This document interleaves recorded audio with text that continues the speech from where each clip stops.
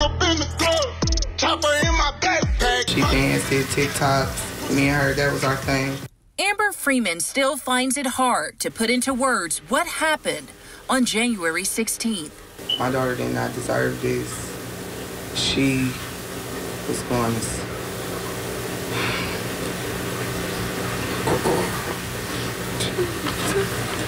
Tara, who was just 18, was in a relationship and in love, and like many young people in love, you never believed that they would encounter domestic violence. What appeared to be a brief romantic relationship swiftly devolved into a violent cycle of dominance. She didn't inform anyone about the abuse she was experiencing in her relationship with her lover. Her partner became deadly angry one fateful night during a furious disagreement. He lashed out in a fit of uncontrollable anger, leaving her severely injured.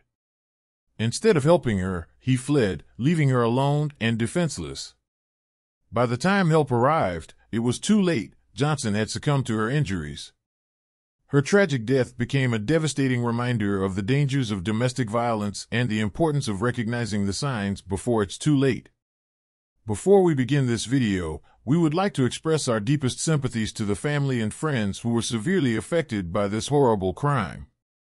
We would also like to send condolences to Tara's family and friends.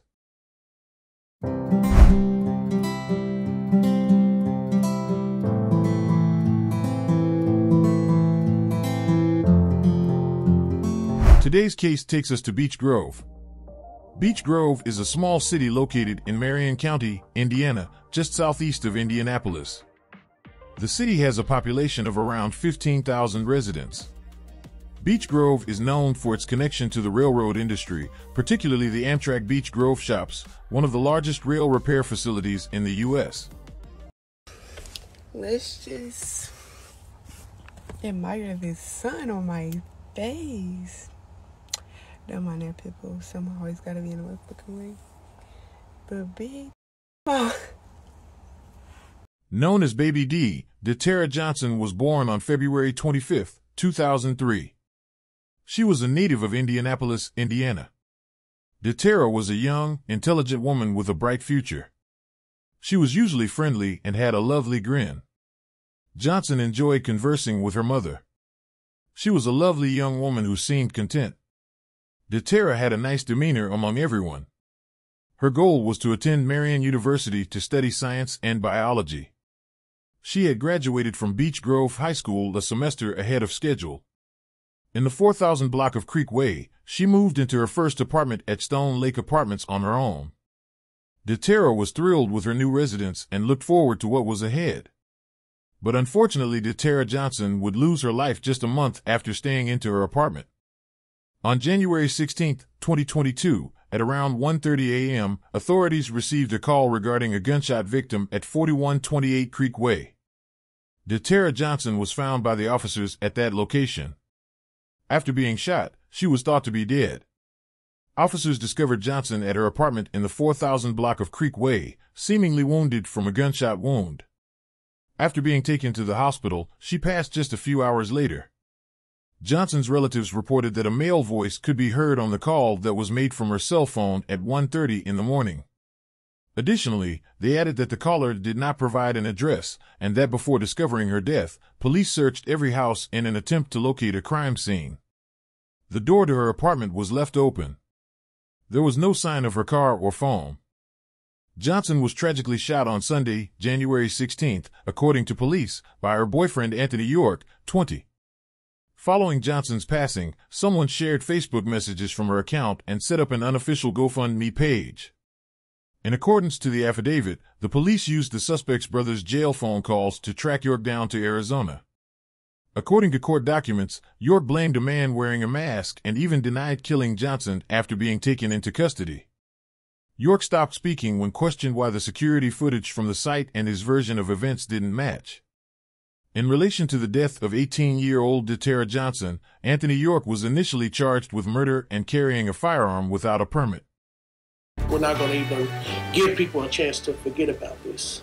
As the days go on and we bury her and we go on to our regular lives, we're not going to let this die down. We're going to apply pressure. A week after losing their 18-year-old daughter, the family of Tara Johnson is fighting for justice and for information that can lead to an arrest. A Facebook page called Justice for Tara Johnson has already captured the attention of thousands of people across the state. WRTV's Amber Grigley sat down with Tara's family to share their story about the impact of violence.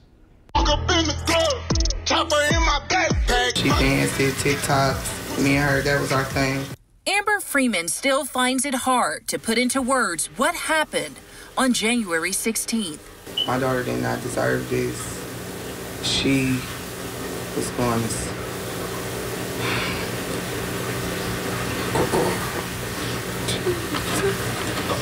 Around 1:30 that Sunday morning, just south of East Hannah Avenue, IMPD got a call about a person shot. When they got there, officers found 18-year-old Tara Johnson left for dead inside of her apartment. They didn't give an address, but they had a ping from where the call came from. They had to go door to door, and then they finally came upon my daughter's door, where her door was open, and they was able to see her laying in suffering from a gunshot wound. Johnson was rushed to the hospital where she died hours later. Her phone and car nowhere to be found. The family believes someone Johnson was dating is responsible for her death. As a community, you know, he could be brought to justice. There's still people out here that have a heart and have conscience. You know, everybody's not cold-hearted like the man that did this to her.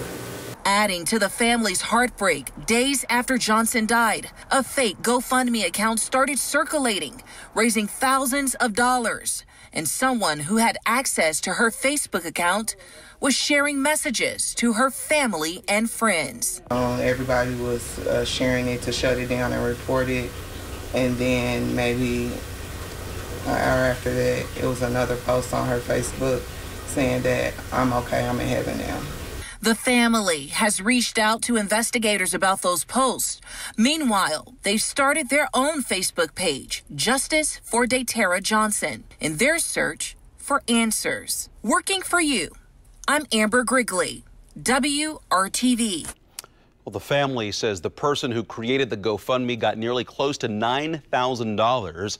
As of tonight, they are not aware of an official fundraising effort in their daughter's name. IMPD says there are no updates in the case at this time and still asks those with valuable information to come forward. New tonight, a 20-year-old man has been arrested in connection to the murder of Tara Johnson. The Marion County Prosecutor's Office is charging Anthony York with murder. According to IMPD, he remains in police custody in Arizona. Johnson was killed in January at an apartment complex in the city's southeast side in January. Police say York is also wanted on 2 warrants in Marion County. IMPD detectives tracked York to Phoenix, where he was arrested by the Phoenix Police Department back on February 10th. Johnson's family disclosed that, despite their suspicions, they didn't believe Tara's troubles with her partner were that serious. They had hoped to learn more details about her relationship. There was something they could have done. The Marion County Prosecutor's Office charged York with murder and carrying a weapon without a permit. York struck a bargain and pled guilty to voluntary manslaughter. He was sentenced to 30 years, however he can have his sentence reduced after serving 17.5 years. The family must be devastated to lose an 18-year-old. We hope that the memories they had of Tara will console them despite her passing. If you would like to stay updated with this type of content, please don't forget to like and subscribe. See you on the following video.